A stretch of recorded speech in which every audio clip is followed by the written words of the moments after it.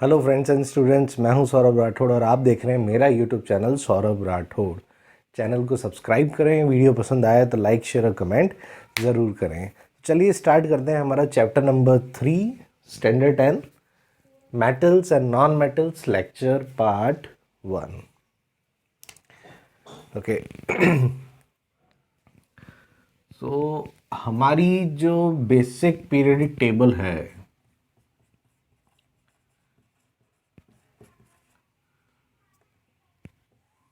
Chapter number 5 में पढ़ेंगे हम, है ना। उसमें हमारे पास बेसिक पीरियडिक टेबल में 118 एलिमेंट्स हैं। Elements are the most basic form of matter. Okay, so there are 118 elements in our basic periodic table. Out of these 118 elements, these elements can be classified into metals, non-metals and metalloids. Okay, so इस chapter में हम metals and non metals के बारे में पढ़ेंगे। ठीक है, मेटलाइट्स के बारे में नहीं पढ़ेंगे। मेटल्स की फिजिकल और केमिकल प्रॉपर्टी अलग है, नॉन मेटल्स की बिल्कुल अलग है। मेटलाइट्स क्या होता है? मेटलाइट्स shows intermediate properties between metals and non metals, यानी कुछ प्रॉपर्टी मेटल की शो करते हैं, कुछ नॉन मेटल की शो करते हैं। ठीक है, तो ये चैप्टर नंबर 5 में पढ़ेंगे। एज ऑफ नाउ हमें फोकस करना है मेटल्स और नॉन मेटल्स पे, राइट। अर्लियर क्लासेस में आप ऑलरेडी पढ़ चुके हैं, स्टैंडर्ड 8 में भी पढ़ चुके हैं, अब स्टैंडर्ड 9 में भी आपने पढ़ा है कि मेटल्स की फिजिकल प्रॉपर्टीज क्या होती हैं। Physical properties of metals. ठीक है, क्या क्या है physical property? Metals are generally hard, है ना। I am using the term generally, means सारे हार्ड हो ऐसा ज़रूरी नहीं है, कुछ एक्सेप्शंस हैं। अभी एक्सेप्शंस को आगे अलग से डिटेल में पढ़ेंगे। ठीक है, तो पहली property, metals are generally hard, they have high density. Okay, they have high melting point and boiling point. Okay, ठीक है, melting point and boiling point, ये मध्य प्रदेश और ब्लड प्रेशर नहीं है। Metals are good conductor of both heat and electricity. Okay,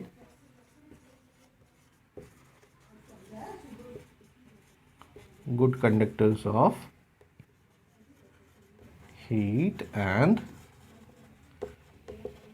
electricity।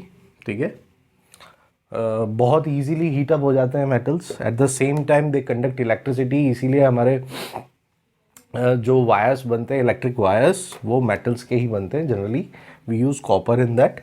Okay, they are malleable. Malleable means they show malleability, means they can be easily drawn into thin sheets। Metal की हम sheets बना सकते हैं। ठीक है, बिल्कुल thin sheets भी बना सकते हैं, थिक शीट्स भी बना सकते हैं। ठीक है, गांव में जो घर बनते हैं या शहरों में भी इस तरह के छोटे झोंपड़ी टाइप जो बनाए जाते हैं, उनमें रूफ पे मेटल की शीट्स होती हैं। ठीक है, सो ये पॉसिबल क्यों है? ये मैलिएबिलिटी प्रॉपर्टी की वजह से, they are malleable in nature, जिस वजह से उनकी शीट्स बनाई जा सकती हैं। They can be drawn into thin sheets, बहुत थिन शीट्स भी बनाई जा सकती हैं। मिठाइयों पे, फॉर एग्जांपल काजू कतली पे आपने देखा होगा कि सिल्वर फॉइल लगी होती है ना, तो वो जो सिल्वर की फॉइल है वो शीट फॉर्म ही है।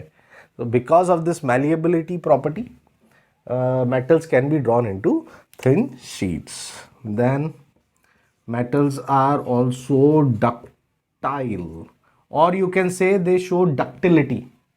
Because of this property, metals can be drawn into thin wires. Okay, इस प्रॉपर्टी की वजह से metals के हम बहुत thin wires बना सकते हैं.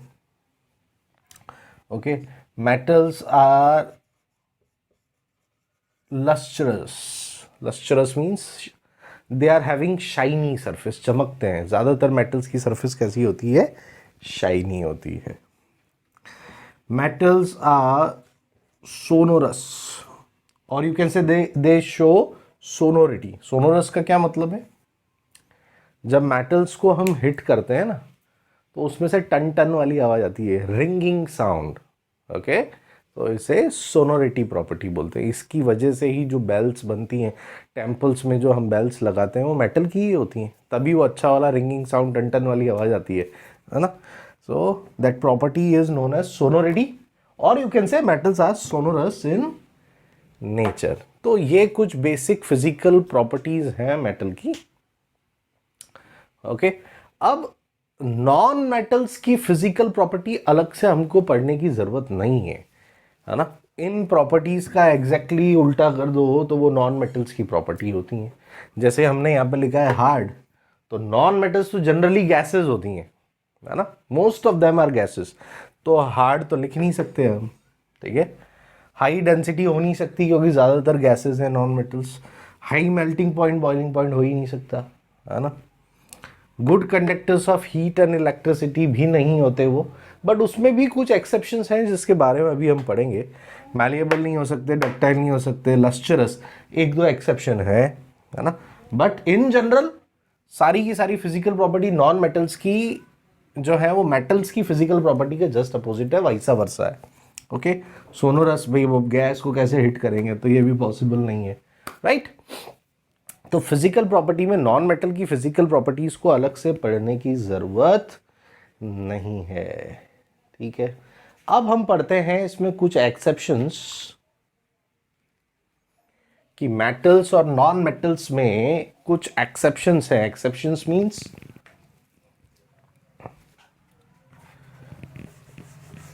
जो जनरल प्रॉपर्टी को मैच नहीं कर रहे, हटके हैं, उसे हम बोलते हैं exceptions, exceptional case.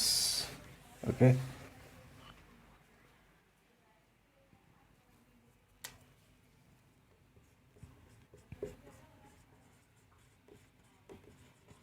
exceptions. अभी ज़्यादातर metal, most of them are hard, ठीक है, बट एक एक्सेप्शन है मर्करी, जो कि मेटल होते हुए भी लिक्विड स्टेट में है, लिक्विड होता है. Okay, mercury, symbol is Hg. अब ये मर्क्यूरी का सिंबल Hg कैसे आ गया? ये पुराने उसके लैटिन नेम की वजह से. लैटिन नेम इसका हाइड्रार्जिरम था, तो हाइड्रार्जिरम से Hg सिंबल आ गया. तो आपको ज़्यादा डिटेल में जाने की ज़रूरत नहीं है, just have to learn this, है ना. Mercury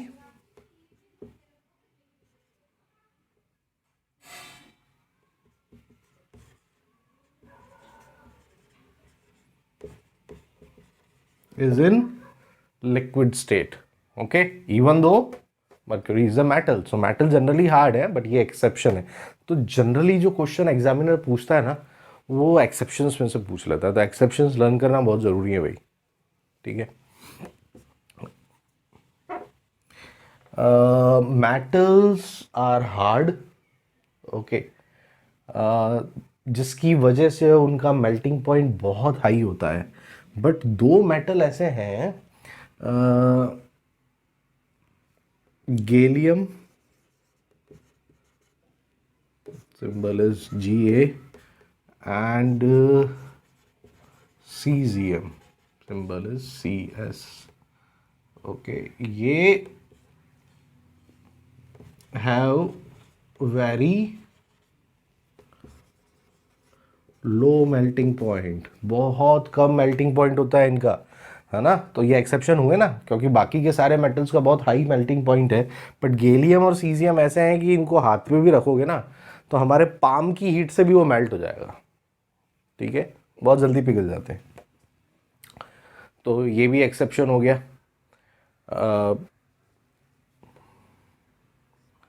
then graphite. Graphite actually ये कार्बन का ही एलोट्रॉप है ना, इट इज एलोट्रॉप।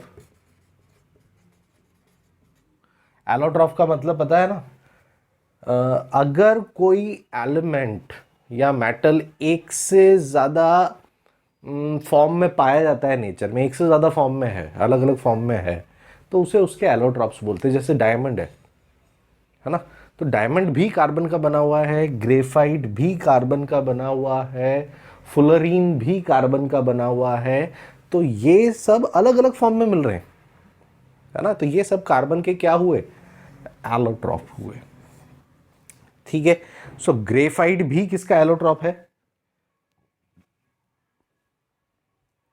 कार्बन का। अब कार्बन एक नॉन मेटल है, कार्बन एक नॉन मेटल है, तो इसको इलेक्ट्रिसिटी का बैड कंडक्टर होना चाहिए, जबकि ऐसा नहीं है। Graphite is a good conductor of electricity. तो ये एक एक्सेप्शन हो गया कि ग्रेफाइट इलेक्ट्रिसिटी का गुड कंडक्टर है, जबकि नॉन मेटल्स बैड कंडक्टर होते हैं। ठीक है, अब मेटल्स इतने ज़्यादा हार्ड होते हैं, बट एल्कली मेटल्स बहुत सॉफ्ट हैं। अब ये एल्कली मेटल्स हम किसे बोलते हैं, ये चैप्टर नंबर 5 में ज़्यादा डिटेल में आप लोग पढ़ेंगे। तो जो फर्स्ट ग्रुप के एलिमेंट्स हैं ना, सोडियम, पोटेशियम, या एक्टिविटी सीरीज में जो टॉप में आता है ना, सोडियम, पोटेशियम, कैल्शियम, मैग्नीशियम, ये सब एल्कली मेटल्स हैं, है ना। तो इनमें से दो एल्कली मेटल्स ऐसे हैं, sodium and potassium are very soft, बहुत ज़्यादा सॉफ्ट है। इतने ज़्यादा सॉफ्ट हैं कि इनको हम नाइफ की हेल्प से भी कट कर सकते हैं, ईजीली नाइफ की हेल्प से कट हो जाते हैं। तो ये भी एक्सेप्शन हो गया, क्योंकि मेटल्स जनरली हार्ड होते हैं। ठीक है, iodine, symbol is I,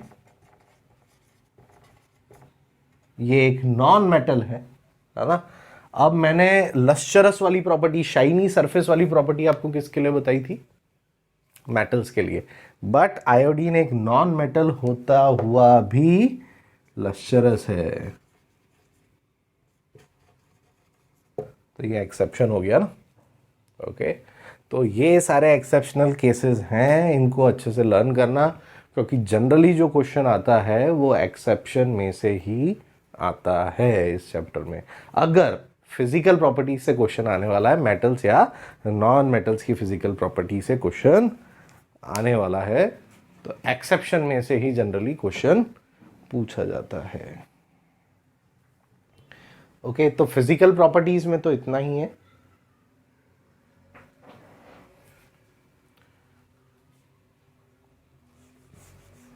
okay, सो अभी केमिकल प्रॉपर्टीज से हम स्टार्ट करते हैं।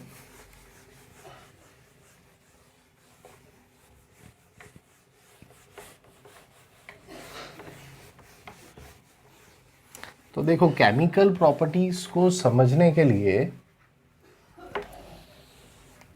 पहले आप नेचर को समझें कि मेटल्स का नेचर कैसा है और नॉन मेटल्स का नेचर कैसा है, तो उससे आपको आइडिया हो जाएगा कि किस तरह की केमिकल प्रॉपर्टी शो करेंगे। मेटल्स जितने भी हैं, अगर उनका इलेक्ट्रॉनिक कन्फिग्रेशन आप देखेंगे तो आउटर मोस्ट शेल में 1, 2 या 3 इलेक्ट्रॉन्स होते हैं मैक्सिमम। अब क्योंकि इनके आउटर मोस्ट शेल में 1, 2 या 3 इलेक्ट्रॉन्स ही हैं मैक्सिमम, तो ये स्टेबिलिटी गेन करने के लिए या nearest noble gas configuration achieve करने के लिए, ऑक्टेट पूरा करने के लिए क्या करेंगे, स्टेबल होने के लिए इलेक्ट्रॉन्स को डोनेट करते हैं, है ना। वो ज़्यादा इजी काम है इनके लिए। So metals are electron donors, ठीक है, इलेक्ट्रॉन को डोनेट कर देते हैं। एक दो एग्जांपल देख लो। सोडियम एटॉमिक नंबर 11, सो कॉन्फ़िगरेशन 281। तो आप देख सकते हो आउटर मोस्ट शेल में एक ही इलेक्ट्रॉन है, तो ये एक इलेक्ट्रॉन दे देगा, इसका ऑक्टेट पूरा हो जाएगा, राइट, तो स्टेबल हो जाएगा। मैग्नीशियम एटॉमिक नंबर 12, सो कॉन्फ़िगरेशन 282, आउटर मोस्ट शेल में दो ही इलेक्ट्रॉन है, तो ये भी डोनेट कर देगा, right. So metals are electron donors. तो मेटल्स जब इलेक्ट्रॉन डोनेट कर देंगे, यानी नेगेटिव चार्ज चला जाएगा, उनमें से नेगेटिव चार्ज कम हो जाएगा, तो वो जब उनके आयंस बनेंगे तो उसमें पॉजिटिव चार्ज आ जाएगा, ठीक है। और पॉजिटिवली चार्ज आयंस को क्या बोलते हैं हम? कैटायंस, ठीक है। तो मान लो कि सोडियम एक इलेक्ट्रॉन डोनेट कर रहा है, तो उस पर Na+ चार्ज आ जाएगा, तो ये क्या बन गया? सोडियम कैटायंस, ठीक है। तो मेटल्स कैटायंस बनाते हैं। अब अगर हम नॉन मेटल्स की बात करें, so non metals are electron gainers, ये इलेक्ट्रॉन को गेन करते हैं, ठीक है। क्यों इलेक्ट्रॉन को गेन करते हैं? क्योंकि नॉन मेटल्स के आउटर मोस्ट शेल में 5, 6 या फिर 7 इलेक्ट्रॉन्स ही होते हैं, ठीक है। तो अभी 5, 6 और 7 इलेक्ट्रॉन्स हैं, तो इतने इलेक्ट्रॉन्स डोनेट नहीं किए जाएंगे, ठीक है। सो ये इलेक्ट्रॉन्स को गेन करके ही अपना ऑक्टेट पूरा कर लेंगे, या फिर नियरेस्ट नोबल गैस कॉन्फ़िगरेशन को अचीव करके स्टेबल हो जाएंगे, ठीक है। For example chlorine, okay, atomic number 17, so configuration क्या हो गया? 287। तो आप देखो आउटर मोस्ट शेल में 7 इलेक्ट्रॉन्स हैं, तो ये इजीली एक इलेक्ट्रॉन को गेन करेगा और अपना ऑक्टेट पूरा कर लेगा, ठीक है। इसीलिए नॉन मेटल्स जब इलेक्ट्रॉन्स को गेन करते हैं तो इन पे चार्ज कैसा आ जाता है? नेगेटिव चार्ज आ जाता है। तो ये कौन से आयंस बना रहे हैं? Anions, negatively charge ions are anions, right. तो इस चैप्टर में आगे जितनी भी केमिकल प्रॉपर्टीज़ हम पढ़ने वाले हैं, मेटल्स, नॉन मेटल्स, व्हाटएवर उनकी केमिकल प्रॉपर्टीज़, वो इनके इसी नेचर पे डिपेंड करेगी कि मेटल्स इलेक्ट्रॉन डोनर्स होते हैं and non metals are electron gainers, ठीक है। सो आज फर्स्ट लेक्चर में इतना ही रखते हैं, the basic overview. Next lecture से हम केमिकल प्रॉपर्टीज़ पढ़ना स्टार्ट कर देंगे मेटल्स एंड नॉन मेटल्स की, ओके। सो मेरे चैनल को अभी तक सब्सक्राइब नहीं किया है तो सब्सक्राइब कीजिए, और वीडियो पसंद आए तो लाइक, शेयर और कमेंट ज़रूर कीजिए। जय हिंद, जय भारत, नमस्कार।